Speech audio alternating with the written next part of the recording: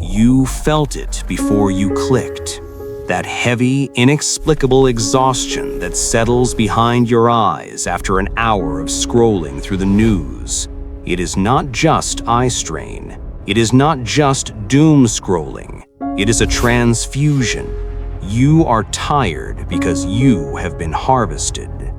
Most of you believe that your emotions are private experiences, internal weather patterns that belong solely to you. This is the first and most dangerous lie of the Matrix.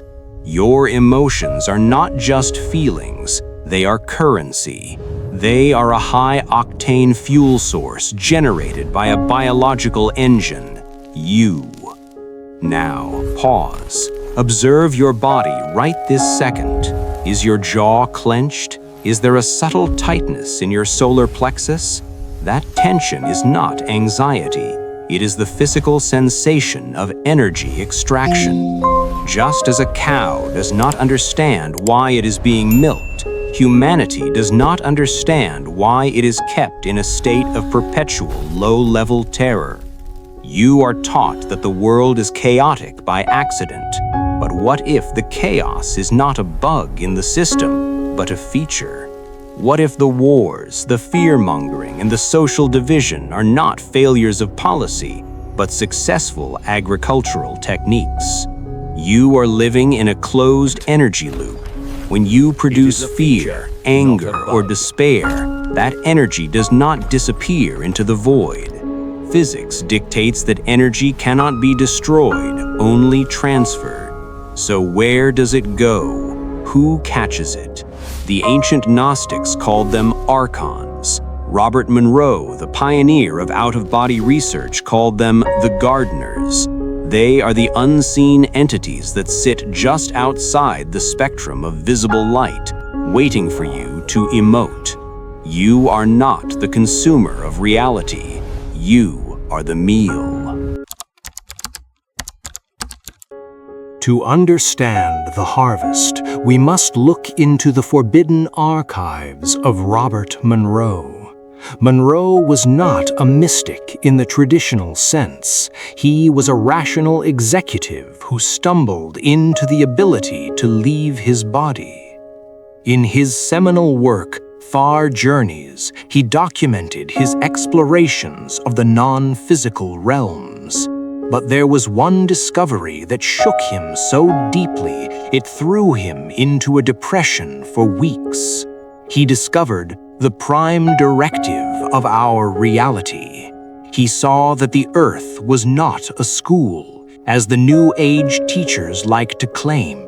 It was a farm. Monroe used the term Loosh to describe the commodity being produced here.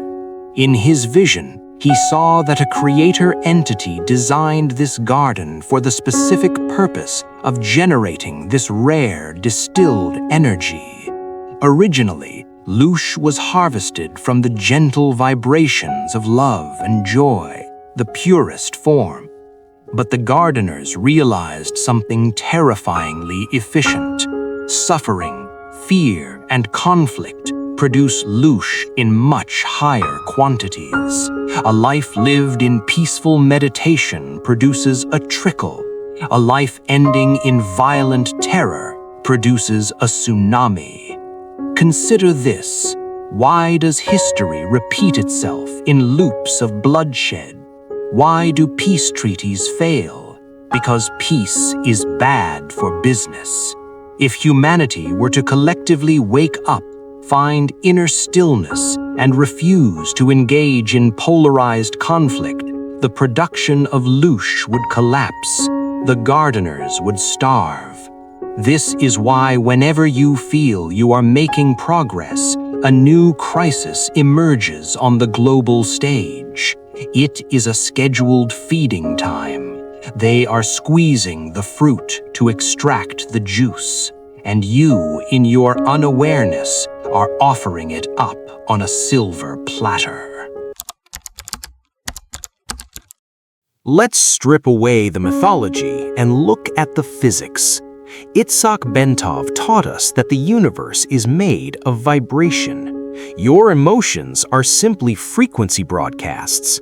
When you feel love, gratitude, or bliss, your biofield expands. You oscillate at a high frequency, fast, light, and difficult to capture. It is like a radio signal that is too high for a primitive receiver to catch. But fear? Fear is slow. Fear is dense. Fear has a viscosity that makes it sticky. In the astral realms, fear looks like heavy, dark tar. For entities that vibrate at a lower density, those Archons or parasitic constructs trapped in the lower fourth dimension, high-frequency love is toxic. It burns them. They cannot digest it. They require the heavy, dense vibration of survival terror, lust, greed, and rage. This is why the media cycle is calibrated to 440 Hz of hysteria. They are not trying to inform you. They are trying to lower your frequency to a digestible range. They are tenderizing the meat. Now imagine this scenario. You are sitting in traffic. Someone cuts you off. The flash of rage you feel, that sudden spike of adrenaline, is a burst of pure loosh. If you hold on to it, if you replay the argument in your head, if you go home and yell at your spouse, you are creating a banquet. You think you are venting. In reality, you are serving dinner. The Matrix is designed to trigger these micro-explosions of negative energy throughout your day, ensuring a steady drip feed of nourishment to the system that enslaves you. Have you ever wondered why you can't stop watching things that make you angry? You doom scroll, you read the comments section, you engage in arguments with strangers. It feels almost compulsive, doesn't it? That compulsion is not yours. It is a hunger, but it is not your hunger. It is the parasite feeding through you. The system has installed a back door in your amygdala. It hacks your biology to seek out conflict because conflict generates the energy they need to survive. You are not addicted to the news. You are being milked by it. The moment you realize this, the moment you see your outrage as a product being sold, you become dangerous. You become inedible. But here is the twist that they hide from you. The same machinery that harvests you can be reversed. The Loosh is neutral energy. It is power. The reason they work so hard to make you afraid is that they are terrified of what you would do if you kept that energy for yourself. Imagine if all the rage, all the grief, all the terror you have poured into the void was suddenly redirected back into your own spiritual core. You would not just wake up, you would go nuclear. Look around you. Look at the architecture of your daily life. If Earth were truly a school designed for spiritual growth, as the optimists claim, then our society would be structured to encourage silence, introspection, and autonomy. Instead, we live in a culture of weaponized noise. This is not accidental incompetence. It is precision engineering. The structure of modern society acts as a scaffolding for the harvest, ensuring that you never, ever reach a state of internal zero-point equilibrium. Consider the 24-hour news cycle. It does not operate on the principle of information.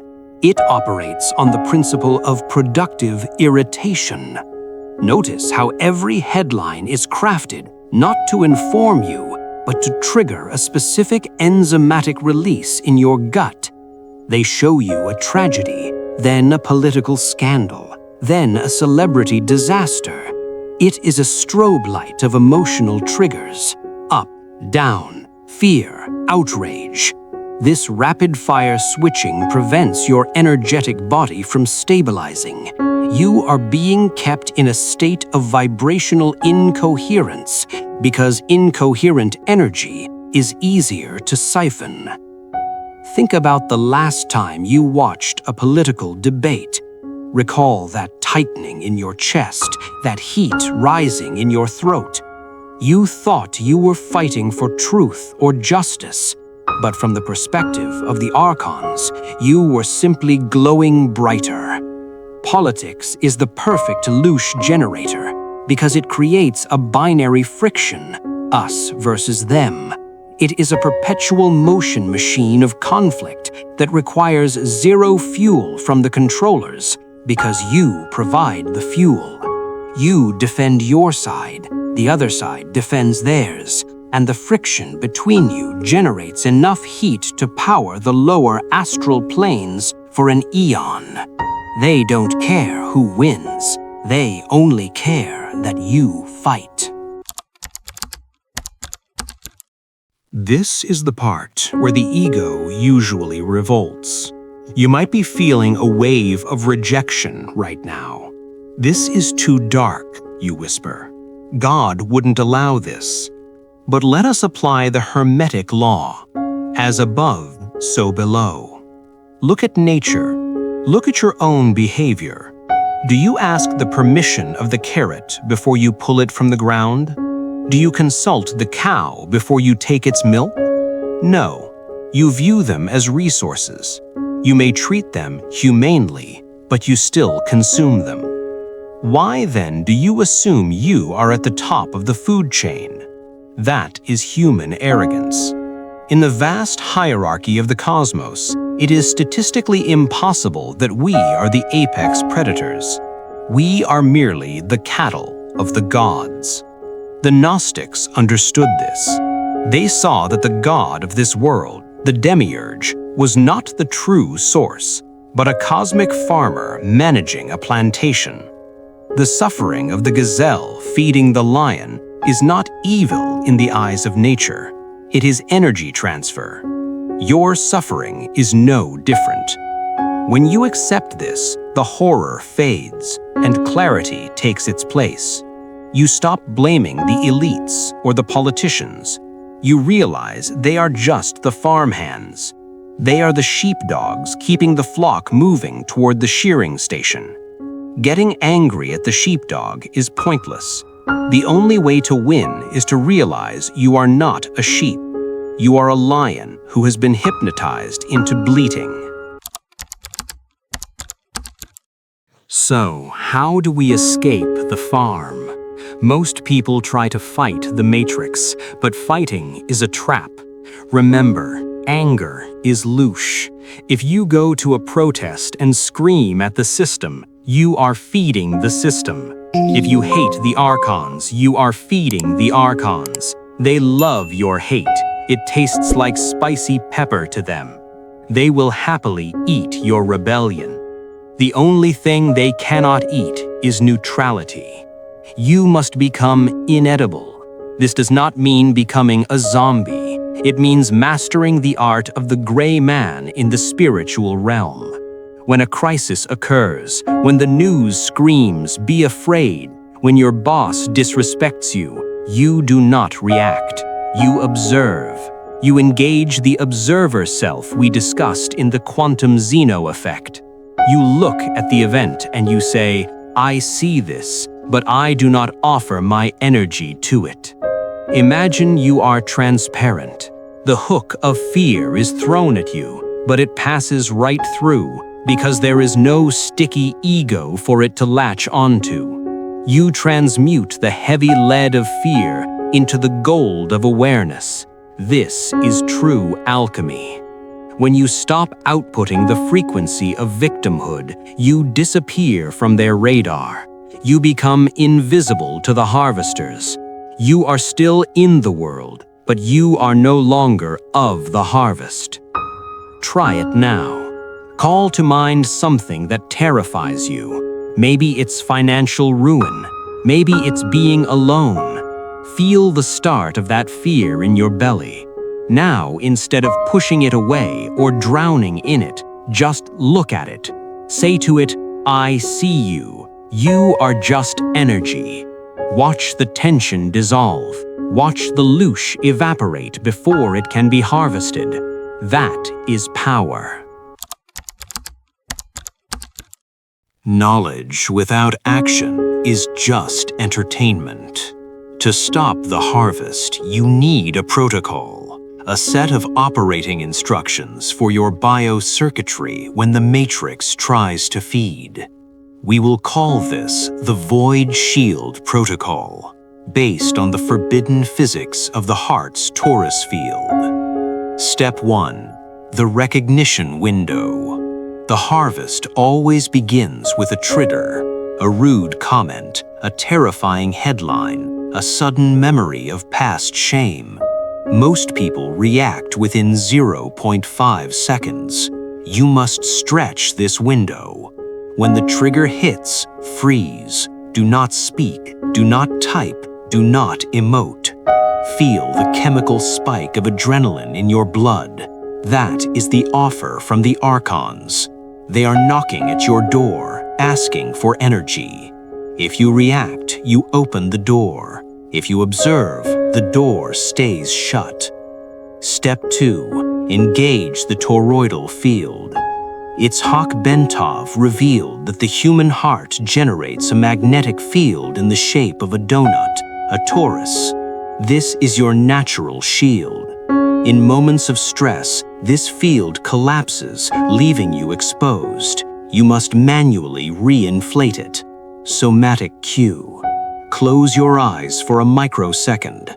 Visualize a current of white fire rising from the base of your spine, up through the crown of your head, and fountaining out around you, re-entering at your feet. It creates a recycling loop of high-frequency energy. Breathe into this image.